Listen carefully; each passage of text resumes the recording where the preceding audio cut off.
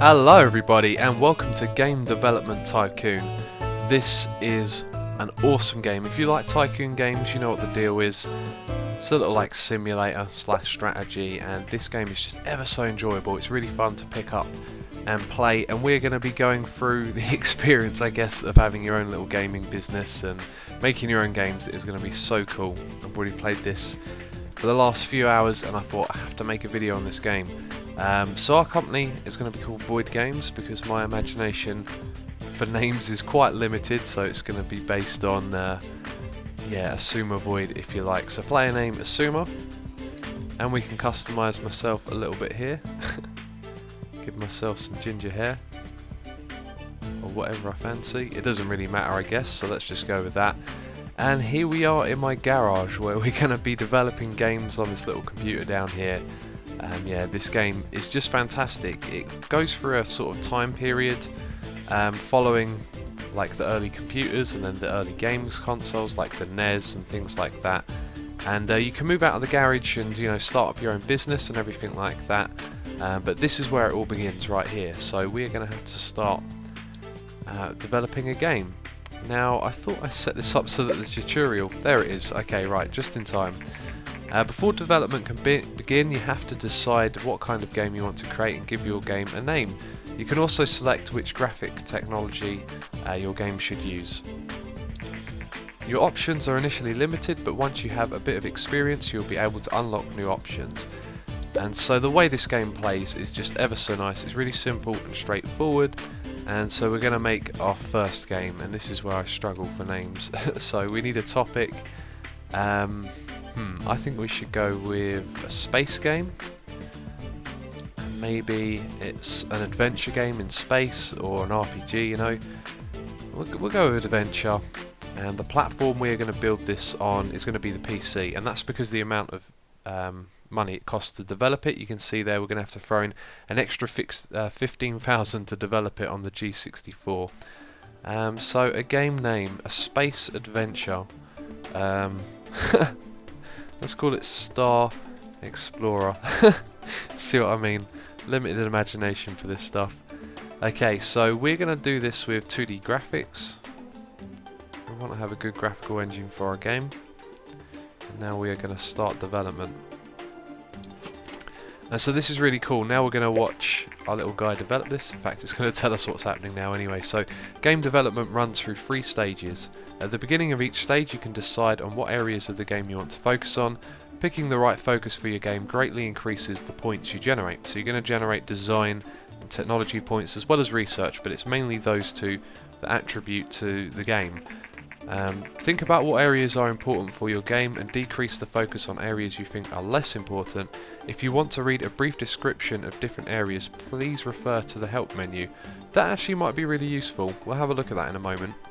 Now this is where I'd say I have hit and miss with all of this stuff. I pretty much miss most of the time. I've only made 1 or 2 hit games with this, but let's just think about it.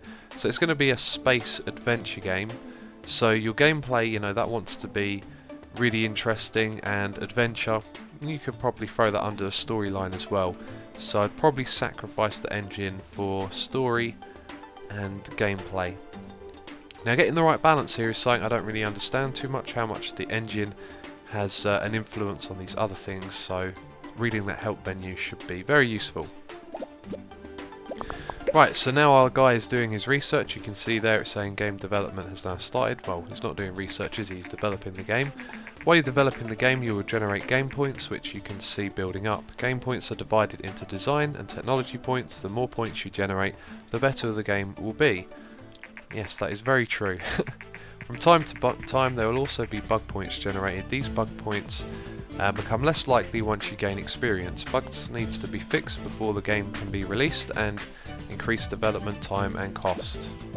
So we're going to go through this quickly. You can see the bar here is filling up, and now we're on the second stage, so we get to make some more decisions here.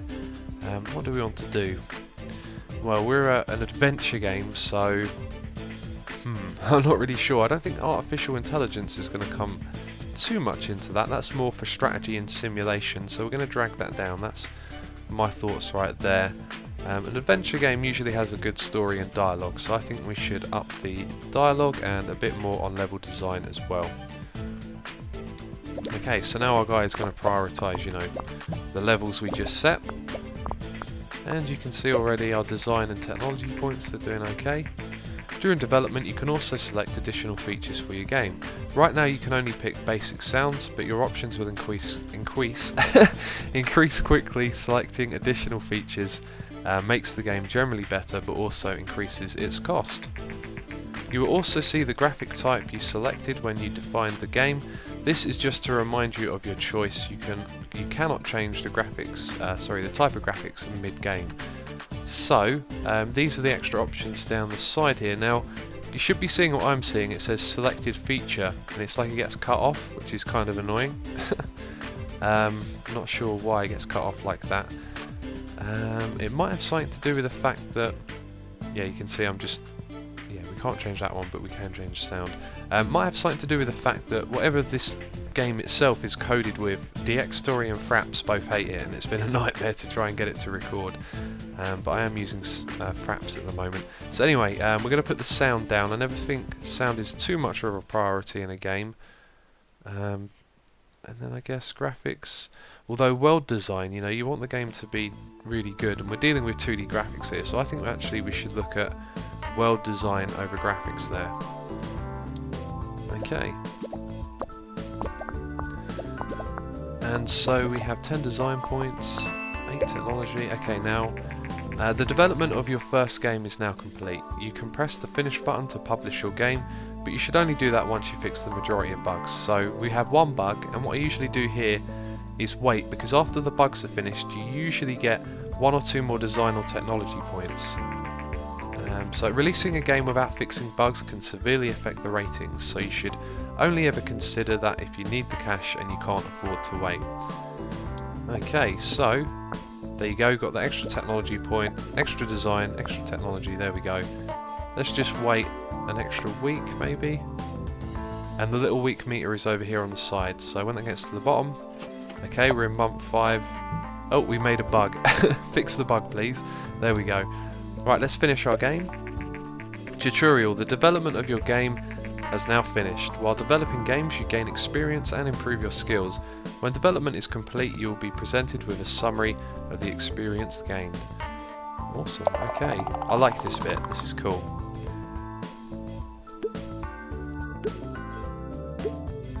Oh, excuse me, I had to cough there for a second. Okay, so you can see we've earned experience points in all the different categories. And we can release the game, and we can also trash it. Now, I've never trashed a game. However, it does feel like if you release, you know, a string of bad games and then a better one, you know, the sales aren't as good. And also, you still get your points. I think, you know, you're leveling up. So maybe sometimes it'd be good just to develop games quickly and trash them, so we continue getting our skill levels up. But you know, that's a strategy I haven't tried yet. Anyway, 12 design and 11. For technology, I think is really good for our first game. So let's go ahead and release the game. Yep, hand it off to publishing companies. We should soon see reviews and sales coming in for the game soon.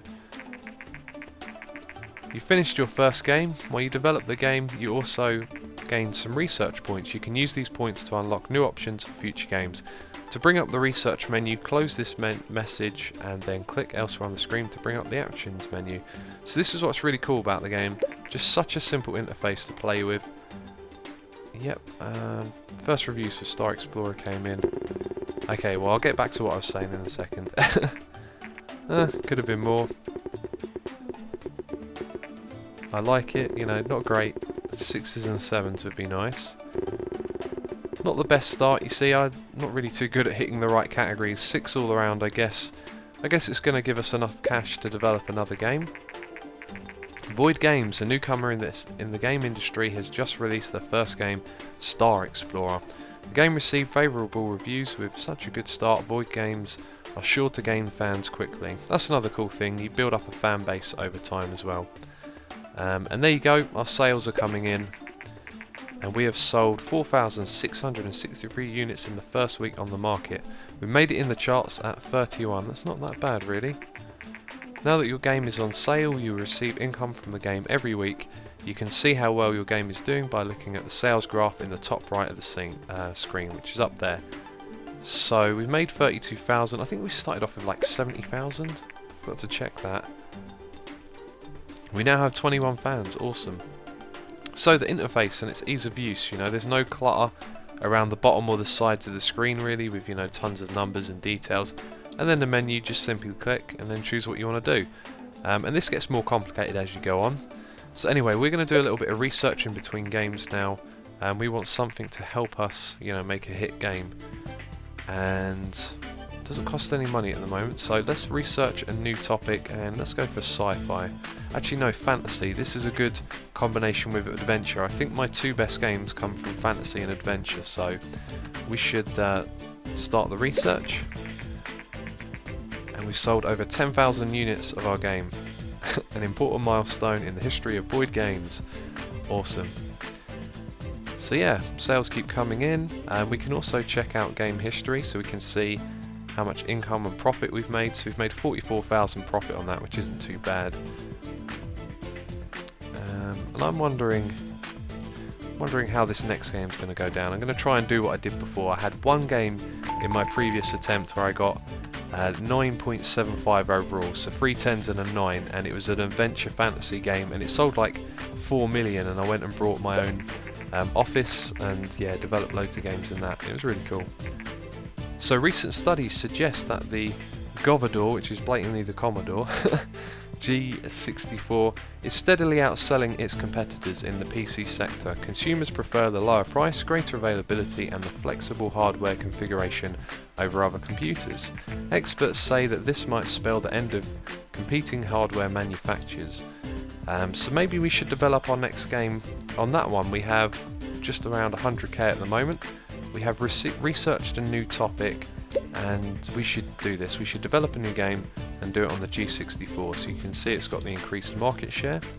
Our genre is going to be adventure and we're going to go for fantasy, so we need a name, and this is where my imagination falls short. I have no idea what to call this. An adventure fantasy game. Now let's call it Over the Horizon. There we go, so that sounds alright, Over the Horizon. Okay, cool, so 2D graphics engine, I'm going to go with that again, which actually costs us a fair bit of money. So Star Explorer is now off the market. It's sold 14,000 units, generating just under 100 grand in total. Excellent. I wish it was as easy as that. Okay, so Over the Horizon, what are we doing here? Right, yes, we want to focus on storyline and quests in this game. Maybe not so much the gameplay. The engine needs to be solid, I guess. Let's lower that down a bit. But yeah, we're going to go for story and conquest. That's what this is all about at the moment. And you know what, now that I think about it, I'm just trying to think, like, what are they thinking behind this? Because obviously you have to get the sliders in the right place to, hit the adventure combination with fantasy. Now, if you were RPG, I reckon gameplay would be more important in this, because there's a lot more depth with RPG, whereas with adventure it's all about story. So I think in that case we should drag that down a little and just spend a bit more time on the story and quests. So let's just have a look at those stats again for game history. Awesome. 60,000 profit, not bad. And you can see the time up here as well. We've got 59 fans. We are in our first year, month 8 of development. And now we are going to be doing the fantasy adventure Over the Horizon game. Dialogues, I think, again, for the old adventure thing. Level design, again, I think is more for RPG. So let's up the artificial intelligence a bit. And there we go. We're going to focus heavily on dialogues in this game. And you can see my start menu at the bottom there. It's the only way I can actually record this game is to try and record the entire screen, which is a bit strange. So we're going to keep both the basic sounds and the 2D graphics features in. And I guess world design is kind of important, but again, more of an RPG thing I'm feeling. So we should bring that down and bring up the graphics. And so this is going to be a nice immersive adventure game with, really nice visuals and a bit of sound as well. So that's what I'm thinking there. And if we look at our design points, actually, these are going up. This is good. This is better than before, I think. Just a little bit better than last time. Let's just wait on this for a moment to see if we get another point. Okay, according to rumours the Japanese company Ninvento, I wonder who that could be, is planning to launch its very own home gaming console. Ninvento is known for the widely successful arcade game Dinky King. Many industry experts doubt that home gaming consoles will take off, but we are eager to see what Nintendo will deliver. Well, I guess that sort of follows the trend back then. People didn't think it would work, and we have like hindsight on our side. We know that's going to take off, so we should be developing a game on that in the future. Okay, right, we got rid of that bug. Let's finish our game Over the Horizon, and that is a new record. We also got a new topic and a new combo, and a great combo, so 1.6 on the multiplier, that's excellent. And I think this could be our hit game right here. Let's speed that up and release the game. And there we go, game review. What are we going to get? Come on, let it be good. Oh, 7. We get an 8.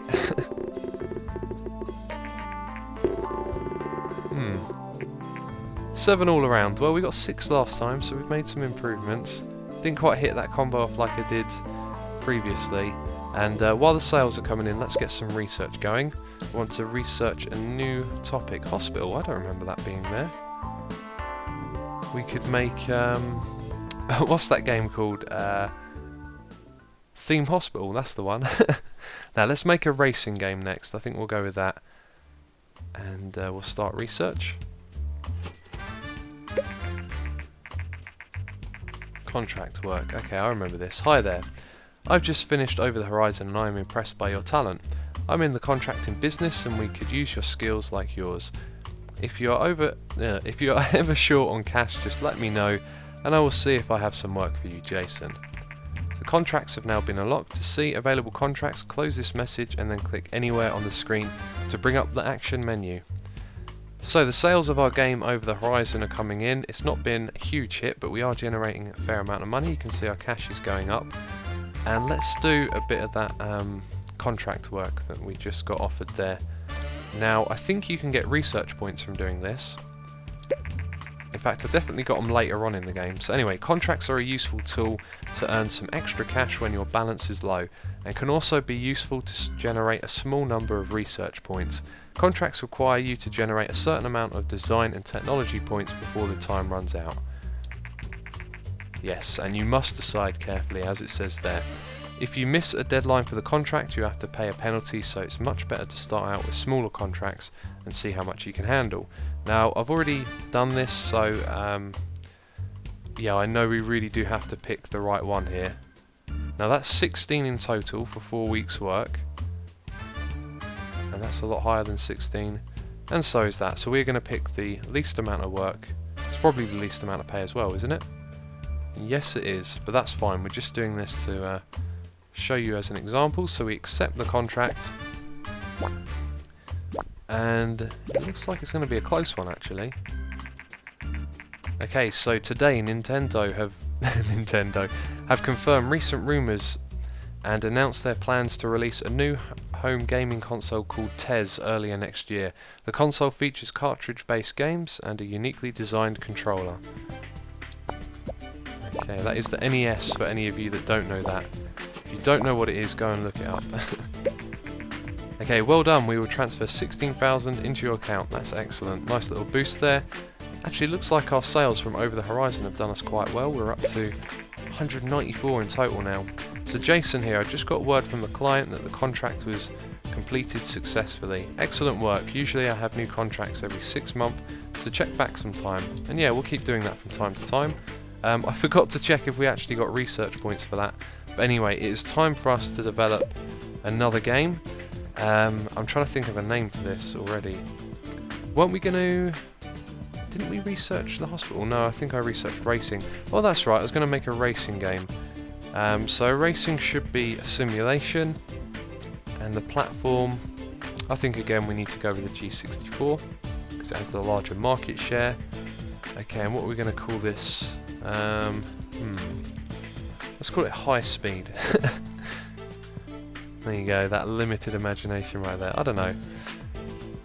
Okay, so we're going to start the development with 2D graphics. And yes, this is the bit right here. So, story, quests, nothing to do with Racing Simulator.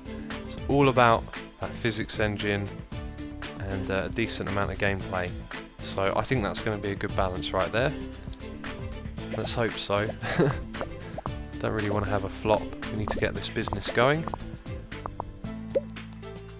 Okay, so development stage 2.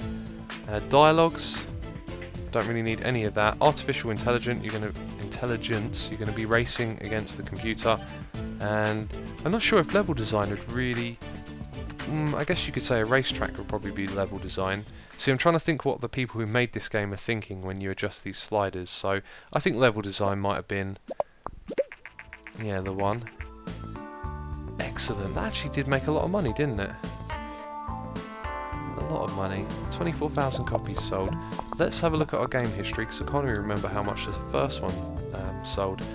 So that one sold 14,000, and then we sold 24,000.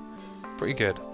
But we've gone from a 6 to a 7, so hopefully with this one we can get an 8, which would be absolutely awesome.